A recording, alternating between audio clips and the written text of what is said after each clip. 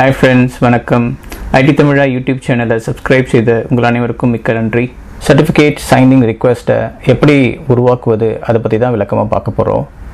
இந்த public key மற்றும் private கீயை உருவாக்குறது தான் இந்த சர்டிஃபிகேட் சைனிங் ரிக்வெஸ்ட்டோட முக்கியமான வேலை. சர்டிஃபிகேட் சைனிங் ரிக்வெஸ்ட் அதை எப்படி நம்ம உருவாக்குவது, அந்த சர்டிஃபிகேட் சைனிங் ரிக்வெஸ்ட்டை நம்ம க்ரியேட் பண்ணும்போது நம்ம என்னென்ன தகவல்லாம் நம்ம கவனிக்க வேண்டியிருக்கிறது, இந்த ப்ரைவேட் கீ எப்படி நம்ம உருவாக்குவது, இந்த சிஎஸ்ஆர்க்குள்ளே இருக்கிற கண்டென்ட்டை எப்படி நம்ம வியூ பண்ணி பார்ப்பது, இதை பற்றி தான் நம்ம விளக்கமாக இப்போ பார்க்க போகிறோம். இந்த சிஎஸ்ஆர் என்றால் என்ன என்று நம்ம பார்க்குறதுக்கு முன்னாடி சர்டிஃபிகேட்டில் பெய்ட் சர்டிஃபிகேட் இருக்குது, ஃப்ரீ சர்டிஃபிகேட் இருக்குது மற்றும் செல்ஃப் சைன் சர்டிஃபிகேட் இருக்குது. இதில் நம்ம இந்த பெய்ட் சர்டிஃபிகேட்டை பற்றி தான் நம்ம இப்போ பார்க்க போகிறோம். இந்த பெய்டு சர்டிஃபிகேட்டை எப்படி ஒரு ட்ரெடிஷ்னல் சர்டிஃபிகேட் அத்தாரிட்டிருந்து நம்ம எப்படி வாங்குவது, அந்த சர்டிஃபிகேட்டை வாங்குறதுக்கு நம்ம என்ன அவங்ககிட்ட ரிக்வெஸ்ட் கொடுக்க வேண்டியிருக்கு, இதை பற்றி தான் நம்ம விளக்கமாக இப்போ பார்க்க போகிறோம். இந்த பெய்டு சர்டிஃபிகேட் எப்படி இந்த ட்ரெடிஷ்னல் சிஏக்கிட்டேருந்து நமக்கு கிடைக்குது அப்படின்றத போன வீடியோஸ்லேயே நம்ம பார்த்தோம். அதை பார்க்காதவங்க இந்த கார்டில் லிங்க் கொடுத்துருக்கேன், அதை போய் பாருங்கள். இப்போ நம்ம சிஎஸ்ஆர் என்றால் என்ன அதை பற்றி தான் கொஞ்சம் விளக்கமாக பார்க்க போகிறோம். Certificate signing request, in short இதை தான் நம்ம சிஎஸ்ஆர் என்று அழைப்போம். ஒரு பெய்டு சர்டிஃபிகேட்டை ஒரு ட்ரெடிஷ்னல் சிஏ கிட்ட நம்ம வாங்க போகும்போது அவங்க நம்மக்கிட்ட முதல்ல கேட்பது ஒரு சர்டிஃபிகேட் சைனிங் ரிக்வெஸ்ட் கொடுங்க அப்படின்னு தான் கேட்பாங்க. இந்த சிஎஸ்ஆர் என்பது ஒரு ஃபைல், அது இந்த ஃபைலோட எக்ஸ்டென்ஷன் தான் வந்து சிஎஸ்ஆர் அப்படின்னு இருக்கும். இந்த சிஎஸ்ஆர் ஃபைலில் என்ன இருக்குன்னா பப்ளிக் கீ இருக்கும்.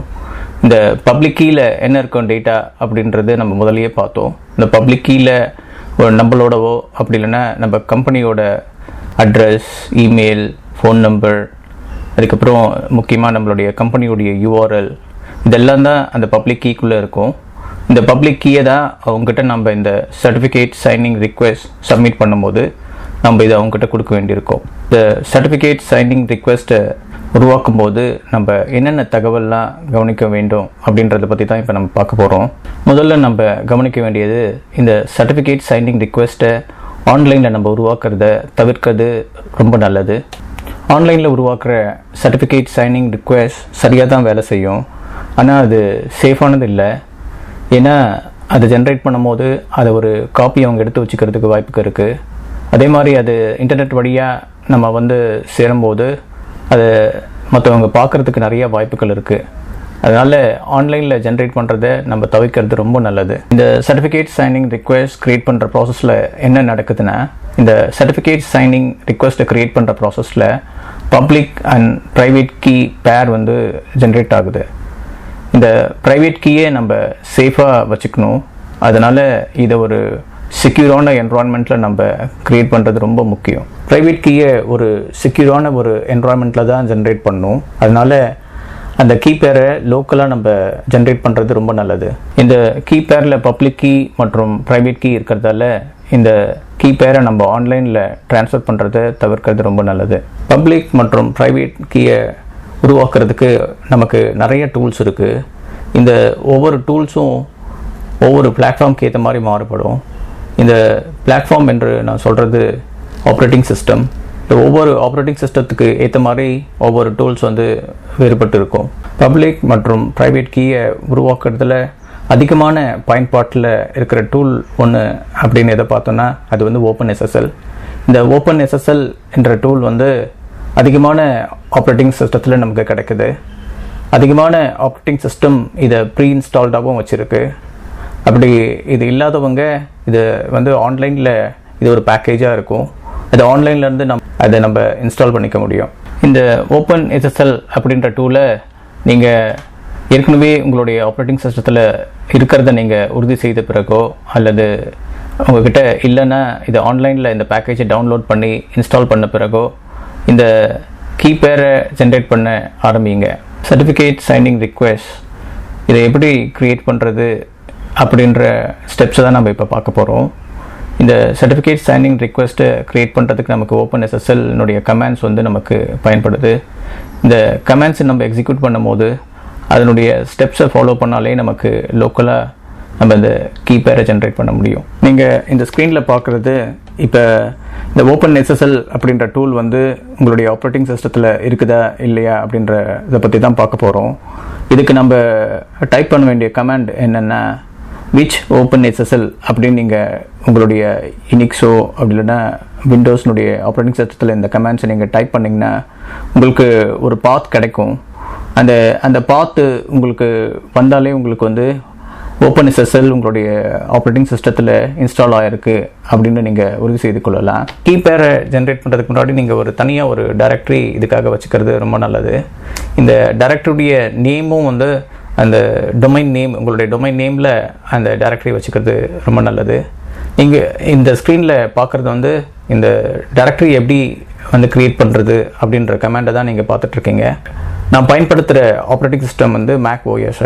இந்த மேக் ஓஎஸில் இந்த யூனிக்ஸ் கமாண்டை பயன்படுத்தி தான் இந்த டைரக்டரியை நான் க்ரியேட் பண்ணுறேன். இந்த mkdir அப்படின்ற கமாண்ட் வந்து ஒரு டைரக்டரியை மேக் பண்ணுற கமாண்டு. அதுக்கப்புறம் cd அப்படின்ற கமாண்ட் என்னென்னா அந்த டைரக்டரிக்குள்ளே போய் நம்ம அதுக்குள்ளே இருக்கிற கண்டென்ட்டை பார்க்குறதுக்காக இந்த cdன்னு கொடுத்து அந்த ஃபோல்டர் நேம் நம்ம கொடுத்தோன்னா அந்த ஃபோல்டருக்குள்ளே நம்ம போக முடியும். அதுக்கப்புறம் அந்த ஃபோல்டருக்குள்ளே இருக்கிற ஃபைல்ஸை நம்ம லிஸ்ட் பண்ணி பார்க்கணுன்னு சொன்னாக்கா இந்த ls-l அப்படின்ற கமாண்டை கொடுத்தீங்கன்னா இந்த அதுக்குள்ளே இருக்கிற ஃபைல் நேம்ஸ் எல்லாமே வந்து லிஸ்ட் ஆகும் உங்களுக்கு. இந்த கீபேர் உருவாக்குற ப்ராசஸில் நம்ம 2 ஸ்டெப்ஸை நம்ம பயன்படுத்துவோம். இந்த முதல் ஸ்டெப்பில் நம்ம என்ன பண்ணுவோம்னா இந்த ப்ரைவேட் கீயை நம்ம ஜென்ரேட் பண்ணுவோம். அதுக்கப்புறம் நம்ம அந்த ப்ரைவேட் கீயை வச்சு தான் அந்த CSR ஃபைலை நம்ம ஜென்ரேட் பண்ணுவோம். ப்ரைவேட் கீயை எப்படி ஜென்ரேட் பண்ணணும் அப்படின்ற கமாண்டை தான் நீங்கள் ஸ்க்ரீனில் பார்த்துட்ருக்கீங்க. இதுக்கு தான் இந்த openSSLன்ற டூல் வந்து பயன்படுது. இந்த openSSL டூலில் இருக்கிற இந்த கமாண்டை நம்ம பயன்படுத்தணும்னா நம்ம இந்த openSSL அப்படின்னு நம்ம இந்த கமாண்டை தொடங்கணும். அடுத்ததாக நம்ம இதுக்கு கொடுக்க வேண்டிய ஆர்குமெண்ட்ஸ் என்னென்னா gen_rsa அப்படின்னு சொல்லிட்டு நம்ம கொடுக்கணும். இது எதை நமக்கு குறிக்குது அப்படின்னு பார்த்தீங்கன்னா இது என்ன டைப் ஆஃப் என்கிரிப்ஷன் நம்ம பயன்படுத்துகிறோம் அப்படின்றத தான் குறிக்குது. இந்த கமாண்டில் நம்ம RSA அப்படின்ற என்கிரிப்ஷன் நம்ம பயன்படுத்துகிறோம். அதுக்கப்புறம் நம்ம அந்த கீ ஃபைல் நேமை நம்ம கொடுக்க வேண்டியிருக்கும்.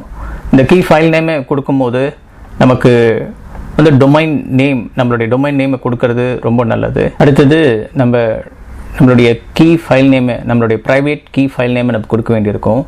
இதை நம்ம இந்த ப்ரைவேட் கீ ஃபைல் வந்து ஜென்ரேட் பண்ணுறதுக்காக நம்ம அவுட்ன்ற ஆர்குமெண்ட்டை பயன்படுத்துவோம். இந்த ப்ரைவேட் கீ ஃபைல் நேமை நம்ம வந்து நம்மளுடைய சைட் நேமை கொடுக்கறது ரொம்ப நல்லது. அதாவது நம்மளுடைய டொமைன் நேமை வச்சு தான் நம்ம பெரும்பாலும் எல்லோரும் வந்து இந்த ப்ரைவேட் கீயை உருவாக்குவாங்க. அதனால் உங்களுடைய டொமைன் நேமை முதல்ல கொடுத்துட்டு அதுக்கப்புறம் .keyன்னு சொல்லிட்டு கொடுங்க. கடைசியாக நம்ம கொடுக்க வேண்டிய ஆர்குமெண்ட் என்னென்னா அது வந்து 2048 அப்படின்றது நம்ம கொடுக்க வேண்டியிருக்கு. இது எதை குறிக்குது அப்படின்னா இது வந்து அந்த கீயோட சைஸை குறிக்குது. அது என்ன சைஸில் அந்த கீ இருக்கணும் அப்படின்றத பற்றி மென்ஷன் பண்ணுது.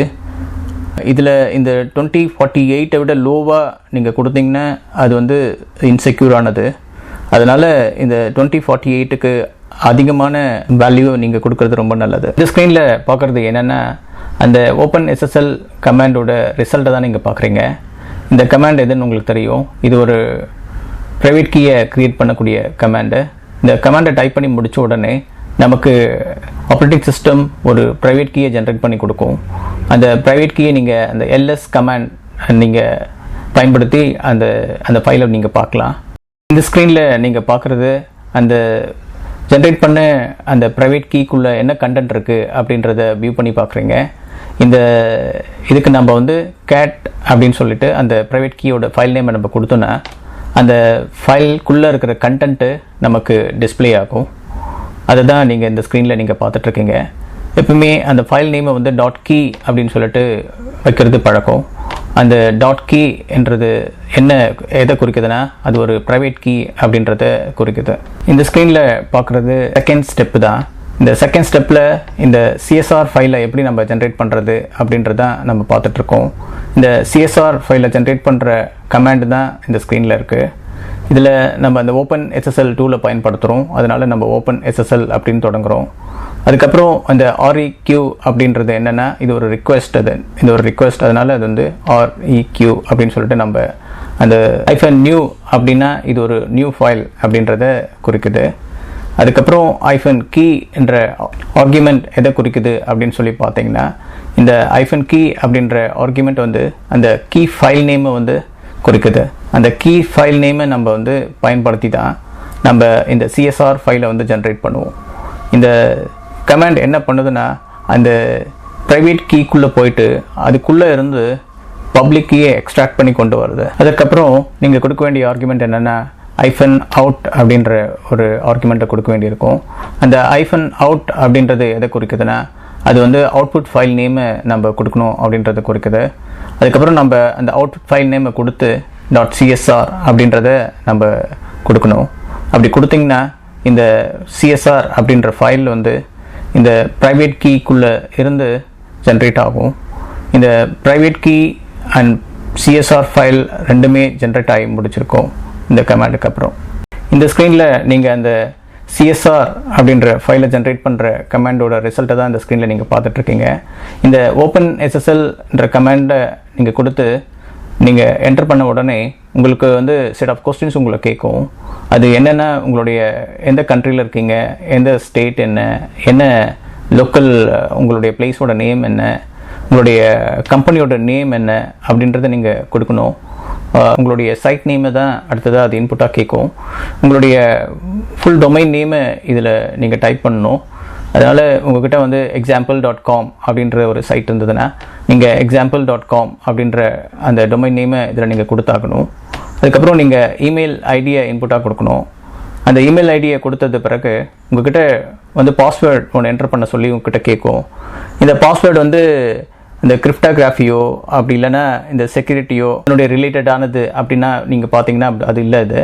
இது வந்து எதுக்கு பெரும்பாலும் பயன்படும் அப்படின்னு சொன்னீங்கன்னா நீங்கள் உங்கள் சைட்டில் அந்த டொமைன் நேமில் ஏதாவது சேஞ்ச் பண்ணிங்கன்னா அந்த டைமில் நீங்கள் அந்த CA கிட்ட நீங்கள் போகும்போது அந்த CA வந்து உங்கள்கிட்ட இந்த பாஸ்வேர்டு கேட்பாங்க. அதனால் அந்த பாஸ்வேர்டு நீங்கள் செட் பண்ணி ஆகணும். பெரும்பாலும் வந்து இந்த பாஸ்வேர்டை நம்ம கொடுக்க மாட்டோம். ஏன்னா அது வேறு ஒருத்தர் இருக்கும்போது அந்த பாஸ்வேர்டு எதுனா மறந்து போச்சுன்னா திருப்பியும் அதை வந்து பயன்படுத்துறது ரொம்ப கஷ்டம். அதனால் அந்த பாஸ்வேர்டை நீங்கள் கொடுக்காம அப்படியே என்டர் கொடுத்துட்டு வெளியே வந்துடுறது நல்லது. இது முடித்த உடனே உங்களுக்கு அந்த .csr ஃபைல் க்ரியேட் ஆகும். இந்த ஸ்க்ரீனில் நீங்கள் பார்க்குறது என்னென்னா இந்த 2 ஃபைலும் ஜென்ரேட் ஆன பிறகு அதை நீங்கள் லிஸ்ட் பண்ணி தான் பார்க்குறீங்க.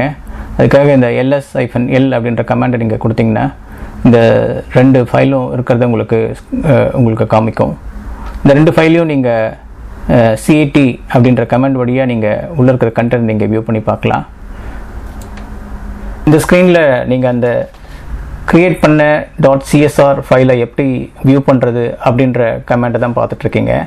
இதுக்கு நீங்கள் அந்த CAT அப்படின்ற யூனிக்ஸ் கமாண்ட்ஸை நீங்கள் கொடுத்து அதுக்கப்புறம் அந்த CSR ஃபைலோட நேமை நீங்கள் டைப் பண்ணிங்கன்னா அதுக்குள்ளே இருக்கிற கண்டென்ட் வந்து உங்களுக்கு டிஸ்பிளே ஆகும். இந்த CSR கண்டென்ட்டில் என்ன இருக்குதுன்னு உங்களுக்கு தெரியும். இந்த CSR ஃபைலுக்குள்ளே பப்ளிக் கீ தான் இருக்கும். இந்த CSR ஃபைலை அவங்ககிட்ட நம்ம சப்மிட் பண்ண பிறகு அந்த CSR ஃபைலை அவங்க வெரிஃபை பண்ணுவாங்க. அதில் இருக்கிற டொமைனை வெரிஃபை பண்ணுவாங்க. அதுக்கப்புறம் நம்மளுடைய கம்பெனியுடைய கான்டாக்ட்ஸு நம்மளுடைய டீட்டெயில்ஸ்லாம் வந்து சரியாக இருக்கா அப்படின்னு சொல்லிட்டு சில இமெயில்ஸும் அனுப்புவாங்க. அந்த இமெயிலுக்கு நம்ம ரெஸ்பாண்ட் பண்ணணும். நம்மளுடைய டொமைன் வந்து சரியா அப்படின்றதையும் அவங்க மேக் ஷூர் பண்ணிவிட்டு அவங்க அந்த பப்ளிக் கீயை சர்டிஃபை பண்ணுவாங்க. சர்டிஃபை பண்ணிவிட்டு அந்த பப்ளிக் கீயை வந்து டிஜிட்டல் சர்டிஃபிகேட்டாக நமக்கு கொடுப்பாங்க. இந்த ஸ்க்ரீனில் நீங்கள் பார்க்குற கமாண்டும் அதனுடைய ரிசல்ட்டும் என்ன அப்படின்னு சொல்லி பார்த்தீங்கன்னா இந்த ஸ்க்ரீனில் வந்து இந்த கமாண்ட் என்ன பண்ணுதுன்னா அந்த .csr ஃபைல்குள்ளே இருக்கிற கண்டென்ட்டை வந்து எக்ஸ்ட்ராக்ட் பண்ணி நமக்கு அதில் இருக்கிற பப்ளிக் கீயும் அதில் இருக்கிற உங்களுடைய கம்பெனியோட இன்ஃபர்மேஷனையும் டிஸ்பிளே பண்ணுறது தான் இந்த கமாண்டு. அதுக்கு நீங்கள் இந்த openSSL அப்படின்ற கமாண்டை நீங்கள் தொடங்கி அதுக்கப்புறம் இது ஒரு ரிக்வெஸ்ட்டு, அதனால REQ அப்படின்ற ஆர்குமெண்ட்டை கொடுக்குறீங்க. அதுக்கப்புறம் -text அப்படின்னு சொல்கிற கமாண்ட் எதுக்குன்னா இந்த டெக்ஸ்ட் கண்டென்ட்டை காமிக்கிறதுக்காக நமக்கு அந்த கமாண்டை கொடுக்குறோம். இந்த கமாண்டோட ரிசல்ட்டை தான் நீங்கள் கீழே பார்க்குறீங்க. இந்த கமாண்டை கொடுத்த உடனே அந்த openSSLன்ற கமாண்ட் என்ன பண்ணுதுன்னா அந்த ஃபைலை ரீட் பண்ணி அதுக்குள்ளே இருக்கிற கண்டென்ட்டை டிஸ்பிளே பண்ணுது. இந்த கண்டென்ட்டில் பார்த்தீங்கன்னா உங்களுக்கு கம்பெனி டீட்டெயில்ஸும் இருக்கும், உங்களுடைய பப்ளிக் கீ, அதனுடைய அந்த என்கிரிப்ஷன் டீட்டெயில்ஸ் எல்லாமே இந்த .csr ஃபைலில் இருக்கும். இதை தான் நம்ம வந்து ஜென்ரேட் பண்ணி நம்ம வந்து CS கிட்ட கொடுப்போம். இந்த செஷனில் நம்ம ஒரு ப்ரைவேட் கீயும் மற்றும் பப்ளிக் கீனுடைய கீ பேரை வந்து எப்படி நம்ம கமாண்ட் லைனில் நம்மளுடைய ஆப்ரேட்டிங் சிஸ்டத்தில் எப்படி இந்த openSSL அப்படின்ற கமாண்டை பயன்படுத்தி நம்ம எப்படி இந்த கீ பேரை வந்து செக்யூர்டாக நம்ம லோக்கலாக எப்படி க்ரியேட் பண்ண முடியும் அப்படின்றத பற்றி தான் பார்க்கணும். அடுத்த வீடியோஸில் இன்னும் கொஞ்சம் விரிவாக மற்ற டீட்டெயில்ஸையும் பார்ப்போம். ஃப்ரெண்ட்ஸ், இந்த லேர்னிங் வீடியோ உங்களுக்கு பயனுள்ளதாக இருந்தால் இந்த வீடியோவை லைக் மற்றும் ஷேர் செய்யுங்க. இந்த சேனலில் இருக்கிற சப்ஸ்கிரைப் பட்டனையும் கிளிக் செய்யுங்க. அப்படியே அந்த பெல் ஐக்கானையும் அழுத்தி விடுங்க. அப்போ தான் நான் போடுற இந்த லேர்னிங் வீடியோ உங்களை உடனே வந்தடையும். Thank you friends.